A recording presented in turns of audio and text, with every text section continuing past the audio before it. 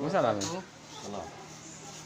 Pak, kami dari kelas 9A ada tugas dari guru bidang studi pendidikan agama Islam. Hari ini kami disuruh untuk mewawancarai Bapak sebagai kepala sekolah SMP Negeri 6 Sumut Timur.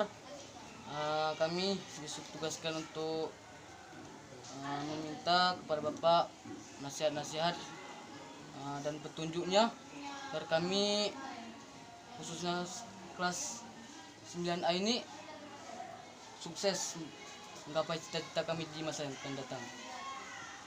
Itu aja, Pak. Apa yang mau diwawancarai? Apa yang mau dimaksudkan di sini apa? Ada semacam apa? Pertanyaannya apa itu? Ada. Tugasnya itu seperti apa? Ada, Pak, kami cuma minta petunjuk aja jalan kami masa depan kayak mana, Pak. Oh, diminta untuk dari saya untuk memberikan nasihat. Oh, begitu. Itu tugasnya ya? Iya, Pak. Oke. Baik, dengarkan semua. Mungkin apa yang saya sebut ini bisa langsung dicatat ya. Oke. Baik, assalamualaikum warahmatullahi wabarakatuh. Terima kasih sudah melaksanakan perintah dari gurunya untuk tugas dari guru agamanya meminta nasihat kepada saya selaku kepala sekolah untuk bagaimana yang terbaik di masa depan, begitu ya. Oke. Baik, terima kasih. Mungkin menurut Bapak nggak panjang ya kalau Bapak mau menasihati anak-anak semua. Kita ini jadi generasi yang tangguh. Generasi yang tangguh itu generasi yang tahan uji. Generasi yang tahan uji itu generasi yang tidak cengeng. Ya. Generasi yang tidak cengeng itu generasi yang ulet.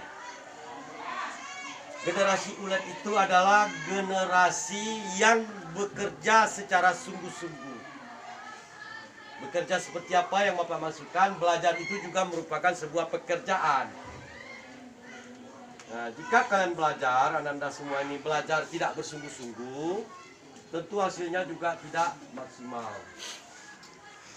Saya ulangi, seperti apa kalian ini harus menjadi generasi yang tangguh. Generasi tangguh itu generasi yang tahan uji. Generasi yang tahan uji itu generasi yang tidak cengeng. Generasi yang tidak cengeng itu adalah generasi yang ulet. Ulet itu adalah bersungguh-sungguh dalam pekerjaan. Hari ini pekerjaan kalian ditugaskan oleh orang tua. Kerjaan pokok Anda ini apa? Belajar. Maka di dalam belajar kita itu ulet. Maka di dalam belajar itu kita itu tangguh. Maka di dalam belajar itu kita harus rela menderita. Itu yang saya maksud tadi, Bapak maksud tadi, tidak cengeng, ya. Mungkin kehidupan kita boleh jadi kita jadi orang miskin, orang tua kita tidak mampu, tapi dengan keuletan yang kita miliki, dengan ketangguhan yang kita miliki, kita bisa jadi orang. Mungkin nanti Anda ini kan ada yang melanjutkan keluar dari Simelu ini. Mungkin uang nanti dikirim sedikit. Kita tidak boleh cengeng. Karena nasib kita itu tidak sama dengan nasib mungkin kawan-kawan kita yang lain. Mereka terlahir dari orang-orang hebat, orang-orang kaya. Tapi kita ini kan kebanyakan terlahir dari kampung. Dari keluarga yang kurang mampu. Disinilah letaknya kita berhasil apa tidak. Apakah kita tangguh atau kita cengeng? Nah, kalau kita tangguh bisa saja sambil sekolah kita bekerja seperti Bapak dulu. Bapak tidak banyak dikirim, cuma 60.000 satu bulan. Tapi selebihnya Bapak mencari sendiri. Pernah Bapak juga jadi tukang parkir. Pernah juga Bapak jadi penjual pisang goreng. Pernah juga Bapak jadi kerja-kerja bangunan untuk menyambung hidup. Ya, untuk menyambung hidup supaya kita tetap bisa sekolah. Seperti itu di masa datang, di masa depan. Karena kita ketahui benar ini, Mungkin orang tua kita nggak semuanya mampu, ya kan? Nah, jadi kalau Ananda minta nasihat seperti apa di masa depan, di masa yang akan datang, bagaimana kalian bersikap, Anandaku, Ananda semuanya ini, karena ini mungkin tugas dari guru mata pelajarannya, ya kan? Bolehlah saya jawabnya seperti itu. Nah, apalagi sekarang ini kan teknologi luar biasa. Teknologi dunia semakin canggih. Apalagi sudah ada pengaruh HP, ya kan? HP itu kalau dia dibuat baik, dia bisa membantu kita. HP ini. Kalau HP ini kita gunakan untuk menuntut ilmu pengetahuan, banyak ilmu di dalam HP. Tapi kalau HP ini kita jadikan maksiat, bisa juga.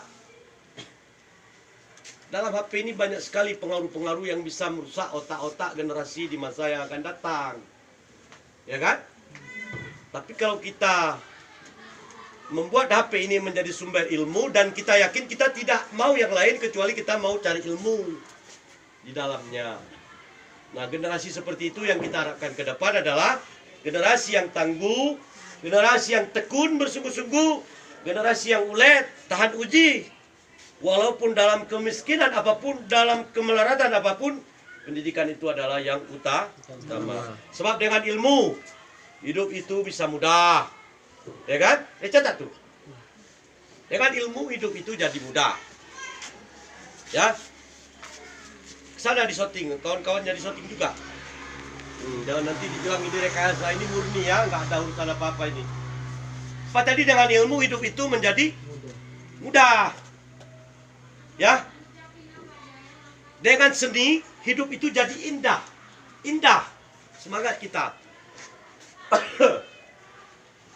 Dengan agama hidup kita ini menjadi terarah. Jadi ilmu, seni, agama itu 3 hal yang tidak bisa dipisahkan. Jadi ada dunianya di sana, ada juga akhiratnya, seimbang. Nah, jadi jangan kita melulu dunia, kita juga tidak pikirkan ke akhirat. Atau sebaliknya, kita pikirkan akhirat melulu, kita lupakan dunia.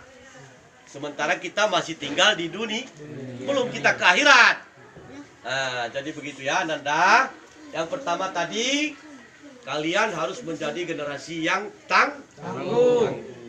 Yang kedua, harus menjadi generasi yang ulet. Ya, tahan uji, tidak cengeng dengan semua penderitaan yang kita alami, dengan kemiskinan yang kita punya. Kita harus punya semangat untuk merubah nasib kita, merubah nasib orang tua kita. Nah, seperti apa negara ini ke depan, bangsa ini? Jawabannya ada di tangan generasi-generasi muda hari ini. Paham tuh? Nah, kalau generasinya lalai dengan main game, habislah. Kita tidak berkembang. Ya, seperti Bapak bilang tadi, kita harus benar-benar tahan uji dan bersungguh-sungguh ya. Mungkin ini yang bisa Bapak kasih arahan, bimbingan atas tugas yang diberikan gurunya. Ya, tadinya kan Bapak mau keluar tapi udah kalian tahan di sini. Ya nggak apa-apa lah. Itu yang bisa Pak jelaskan ya. Ya, terima kasih ya. Mungkin itu aja. Ya, sudah. Assalamualaikum. Waalaikumsalam warahmatullahi wabarakatuh. Ya, ya. Oke.